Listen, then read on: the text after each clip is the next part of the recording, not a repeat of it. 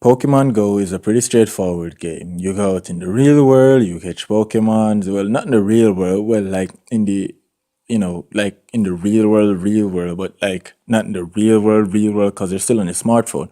But you basically go out in the real world, catch Pokemon, and you pretty much just rub it in other people's face because there's nothing else to do because you can't battle them. Except for taking down their gym, of course, you know. All hail Team Mystic, screw you, you wagonist people. Ha ha ha, I love Team Instinct. This is Triple S Storm from Ubitubical TV, and this is 10 tips for Pokemon Go. Number 10, don't power up under level 10. Now, I know a lot of people like to have the strongest Pokemon so that they can show off to people. I mean, why wouldn't you? It's the strongest Pokemon.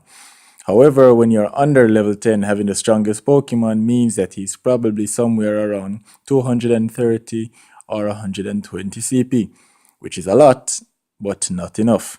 Now, when you encounter someone at level 11 and that person has a 700 or a 500 CP Pokemon, right there and then you start to feel inferior.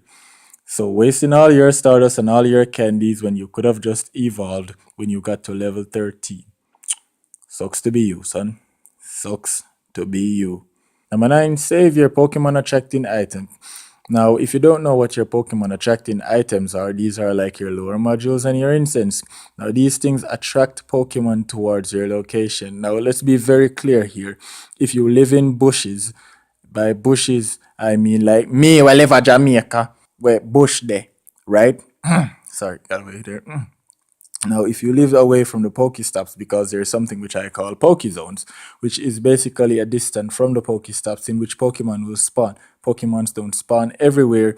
Now, you need to save these items for specific times or specific days in which you decide that you're going to spend an entire day or an entire session playing Pokemon. That is the best thing to do. It is the best way to go. Do not waste your incense. Do not waste your lower module if you're only going to stay somewhere for like 5 minutes. And speaking of Poke Zones, number 8, walk to Poke Zones, don't drive. Now, as much as I would say that Poke Zone probably isn't a real word yet, but Poke Zones are basically a distance from a Pokestop and where Pokemons are spawned. Now, if you should drive to these areas, it would be great. It would save you a lot of time and you can get your adventure done much, much quicker. However, if you just walk to the Pokestops, like say you don't live somewhere far, like say from all the way in Montego Bay, and the Pokestop is all the way in Claremont. Or say you live in Ocherius and you want to go to the Pokestop, which is all the way in St. Anne's Bay. Now that's a different story, then you'd have to drive. But stop a few meters or at least a mile from the Pokezone and just walk there, right? It might take you 15 minutes, might take you 35 minutes. Just stop and walk there. And the reason for this is you can hatch, you can get a few miles on your Pokemon.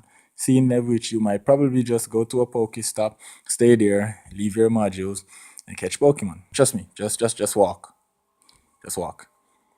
Number 7 is catch while you're out there and evolve at home. Now, while you are out there in the Pokemon world, being reality, just having your smartphone with Pokemon. Let's try to make this clear, people. There is no Pokemon world and there is no real world. There is the real world and there's your smartphone, the augmented reality.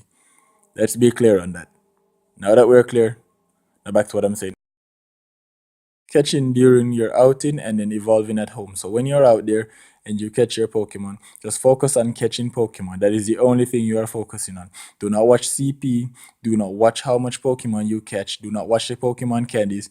Just catch Pokemon. The more you catch, the better it is. And then when you get home, that is the time that you choose to check how high the Pokemon CPs are, and then you can choose which one you want to evolve and which one you want to transfer and all of that.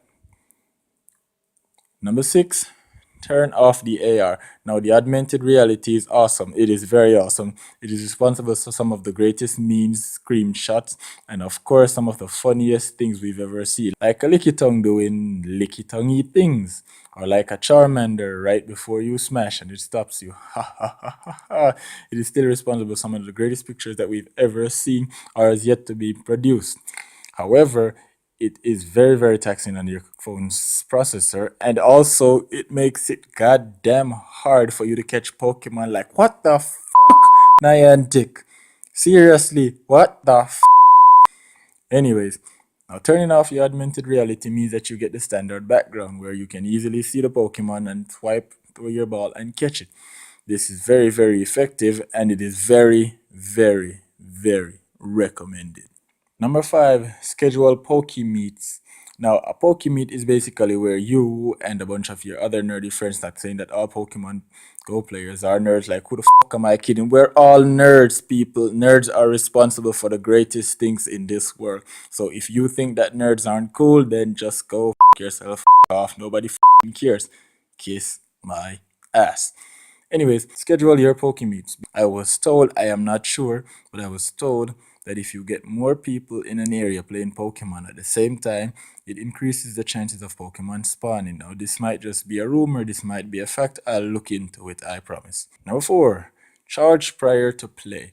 Now, the worst thing you could possibly do is go into Pokemon Go with 15% batteries. Trust me, I have tried this. It does not work out well.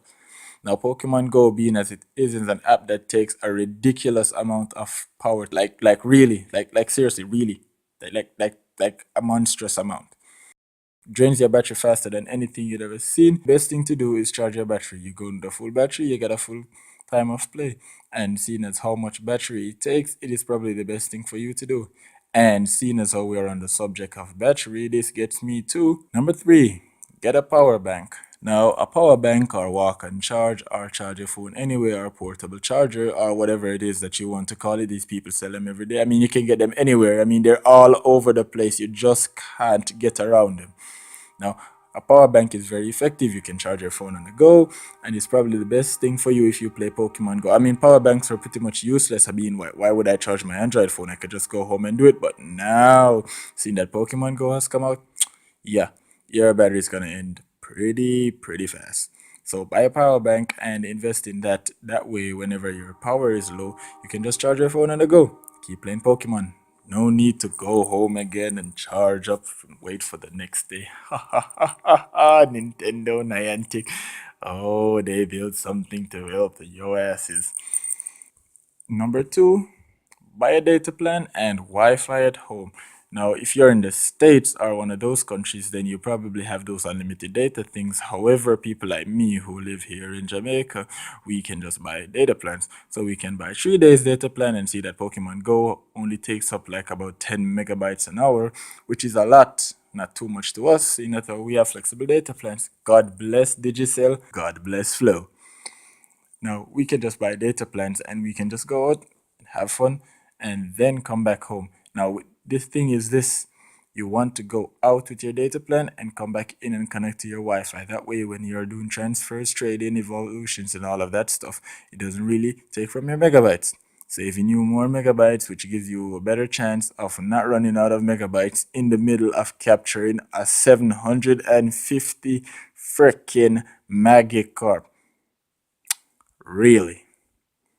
And number 1, stay alert and just wait for the vibrations. But like seriously, I don't understand how most people end up getting hurt, injured, or causing accidents. I mean, like seriously, the phone literally only needs to be looked at when you're doing something or when a Pokemon spawns. And when a Pokemon spawns, it vibrates. It vibrates. Let me say that in case somebody, it vibrates. It vibrates. You don't need to be looking at the phone every 5 seconds. It vibrates. Wait for the vibration. Sorry. Calm it down. Calm it down. Calm it down.